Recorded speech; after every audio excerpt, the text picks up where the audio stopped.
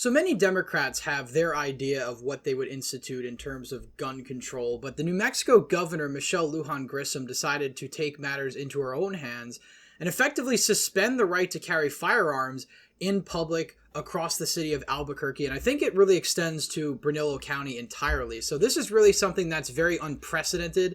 And as we're going to talk about throughout this video, a lot of Democrats have even pushed back on the New Mexico governor and her actions here, which are blatantly unconstitutional, and it's very likely that at some point she's going to be sued. I think there's already lawsuits going on, and this is going to be nullified. But for the time being, effectively in Albuquerque, you cannot carry open or concealed a firearm in the Albuquerque area, despite the fact that New Mexico law allows you to. So we're going to talk about this in the video. We're going to talk about gun control more broadly, and then we're going to take a look at some of the responses on social media from this action by the New Mexico governor. So we're going to get into all of that in just a second. But first, if you're new to the channel, please consider liking this video down below and subscribing if you enjoy. So this article from the AP basically goes into it. New Mexico Governor Michelle Lujan Grisham on Friday, so this is actually 2 days ago, basically issued an emergency order suspending the right to carry firearms in public across Albuquerque and the surrounding county of Bernalillo for 30 days over a rash of gun violence that has been going on in the city, which she dubbed as a public health emergency, and that's effectively why she's decided to take this action. Now, she said that the state police would be responsible for enforcing this, and, people would be fined and whatnot. Interestingly enough, Albuquerque police chief has said he won't enforce this. Neither will the sheriff of Bernalillo County. I suspect both of them are Democrats. This is a Democratic-leaning area. But nonetheless, this really goes to highlight the fact that there is some worrying trends, I think, on the left when it comes to the gun issue and authoritarianism more broadly, because I don't think any other Democratic governor has gone this far ever. And that's why, as we're going to talk about in a few minutes, there's been a number of people on the left actually pushing back on this order. Now, as the article goes on to say, $5,000 fine penalty could be issued for people that violate this law. Michelle Lujan Grisham said she welcomes the debate and says New Mexicans will feel safer essentially because of this. Now, Michelle Lujan Grisham knows that this isn't constitutional. That's really not the point. She's just hoping she could institute this long enough to where she'll have her desired outcome, whatever that may be, law-abiding citizens not having the right to carry guns, perhaps, for as long as possible. But this is certainly going to be struck down in court because even Democrats acknowledge this is blatantly unconstitutional. And, New Mexicans had the opportunity to vote out Michelle Lujan Grisham back in 2022. Of course, they failed to. She ended up winning re-election by around 6.5 points. But, that's about half the margin that Joe Biden won the state by in 2020. But that's really to highlight the fact that New Mexico is a pretty blue state, despite the fact that you have the oil industry pretty big, especially in the southern part of the state. But this really brings gun control, I think, back into the forefront of American political conversation because it comes up every now and then. Usually you have a bunch of shootings where this happens, or in some cases you do have like Democratic overreach. In this instance, I remember a similar sort of outcry from the gun rights community back in 2020 when you had Governor Newsom in Virginia at the time, basically trying to push through the assault weapons ban, a number of other restrictions on firearms that ultimately ended up not passing thanks to the demonstrations, but nonetheless, Democrats would have gladly pushed for it anyway. So now that we've talked a bit about the story at hand, again, I think this is likely to be struck down very soon, and I think the courts will ultimately make this null and void. But interestingly enough, you do have some people supporting it. You have the New Mexicans to Prevent Gun Violence organization applauding the effort, saying that if it saves one life, then it's worth doing. And this was a very similar logic that we saw during COVID, where Democrats used public health really as a way to curtail rights across the country. This is just one example, but of course it really brings back COVID era, which, by the way, New Mexico, in terms of Western states, and even states in general, had some of the harshest COVID restrictions. Lujan Grisham is no stranger to these more authoritarian measures where the constitutionality of which are very much in question. But,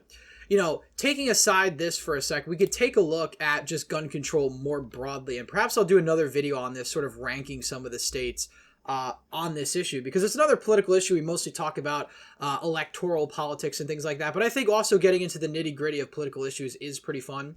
But looking at this map, it's interesting to see that New Mexicans, by and large, oppose stricter gun laws with a net favorability of -3 to do you support or oppose gun control laws. Interestingly enough, according to these polls by Civics, New Mexico is technically more of a pro-gun state than Texas. And, that says a lot about Texas, I think, because Texas is becoming a lot more urbanized, a lot more suburbanized. So you really have the issue of guns sort of fluctuating with the changing politics there. But it's really interesting that states like New Mexico are more pro-gun, you could say, than states like Pennsylvania, Michigan, Wisconsin, North Carolina, Georgia, all states that vote to the right of New Mexico, which sort of highlights that guns is more of a gray area. While most Republicans and right-wing voters tend to support gun rights, there is some crossover support. A lot of independents and even some Democrats are favorable to more lax gun laws or pushing back on gun control, and New Mexico is just one example of that. Also, New Mexico is a very rural state. Even in the urban centers, Albuquerque, these places, it's still very spread out. There's a lot of open land, a lot of wildlife. So this isn't really as much of a densely populated suburban state as, say, Georgia or North Carolina, where you've got more of these packed suburbs in, and, opinions on guns change. People in New Mexico grow up with guns and they're more used to them. So it's really not surprising that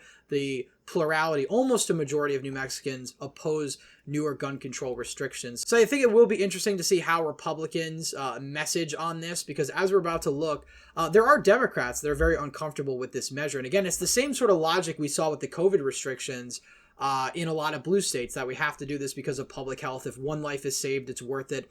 And I really think that's a cult-like mentality that just puts everybody at risk for having their rights revoked. We saw that in COVID, and especially on the gun issue, we're probably going to see that more and more. And the scary thing is, when it comes to New Mexico, this is obviously outside the Overton window. That's why you have Democrats and other left-wingers saying that, this goes too far. But 10 years from now, who knows if this is going to be the mainstream position of the Democratic Party. I mean, Gavin Newsom is already trying to put forth an amendment that basically nullifies the Second Amendment. He's trying to get that on the Constitution. I really think that's more of a play for votes. It's politics. But the fact it's even being talked about by Democrats, the mainstream party in America, is pretty concerning. Now, we'll go on to the social media response. You have Michael Knowles, who's a conservative commentator, interestingly enough, defending Michelle Lujan Grisham, saying, unpopular opinion, civil leaders do in fact have emergency authority to suspend temporarily many legal rights. Now, in some cases, there is an argument to be made, but obviously, if you can see by the comments or a lot of conservatives, it's really not that popular, and especially since you have politicians like Ted Lieu, very, very left-wing Democrat, even saying that I support gun safety laws. However, this order from Governor of New Mexico violates the U.S. Constitution. No state in the union can suspend the federal Constitution. There is no such thing as a state public health emergency exception to the U.S. Constitution, which I would find it interesting if Ted Lieu had the same opinion on COVID, but I suspect he didn't. But again, it is kind of shocking to see that Democrats are actually pushing back by and large on this issue. And I wonder if Michelle Lujan Grisham is going to push back on this because of sort of the backlash she's getting from Democrats. I mean, I think she might use the angle of like, oh, I'm doing the hard thing, even my own party's opposing me. So she might play it that way, or she might back down. I suspect a majority of New Mexicans are going to be very unhappy with this measure, even a majority potentially in the area that's impacted, which is Bernalillo County, again, a blue county. But, I don't even think the governor, constitutionality aside, I don't even think the governor is allowed to declare such an emergency in such a small area. This isn't a statewide thing. Local officials weren't consulted about this. In fact, local officials, the chief of Albuquerque and the sheriff, actually opposed this. So the governor really doesn't care, and I don't think it's in her authority to begin with. I don't think the governor could just force the local authorities to go along with something like this. But even David Hogg, who's a poster child of sort of gun control, the March for Our Lives movement, he even says, I support gun safety, but there is no such thing as a state public health emergency exception to the U.S. Constitution, which is basically parroting what Ted Lieu said just 40 minutes earlier. So it is interesting that you're starting to see people on the left actually somewhat arguing for the pro-gun position in this instance, because again, even though there are a lot of Democrats who support gun control, many obviously don't support taking it this far, and that's apparent with what Ted Lieu, David Hogg, and other Democrats have been saying. And it's actually interesting that Michael Knowles is on the opposite side of this issue, especially given the fact that he is a conservative commentator. Michael Knowles is known to say crazy things every now and then, so I'm sure his audience is probably used to it, but it is interesting. And you have trending impeach, which I'm sure if I click on is probably about Michelle Lujan Grisham, given the fact that she's put forward this measure. And, you know, you have all sorts of people from all over the political spectrum really talking about this. Obviously, Republicans are really highlighting this because, you know, obviously they're going to. But even some Democrats think this is a problem. Now, in terms of impeachment, I don't think the New Mexico government is going to impeach Governor Michelle Lujan Grisham again. She's had a number of other scandals. She had a sexual abuse scandal that she basically paid out of pocket for. I believe she settled that out of court for tens of thousands of dollars.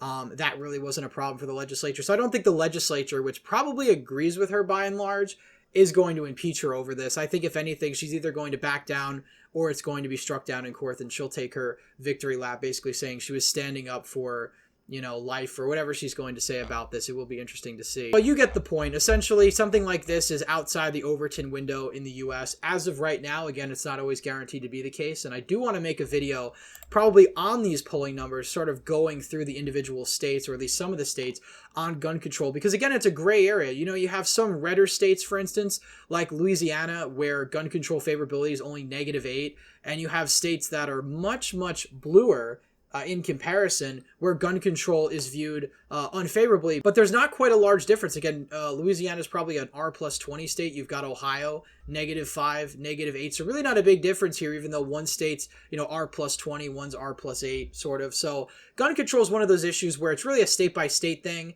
It's really not a totally partisan issue as well. And we'll talk about that probably when we cover these polls sometime later in the week.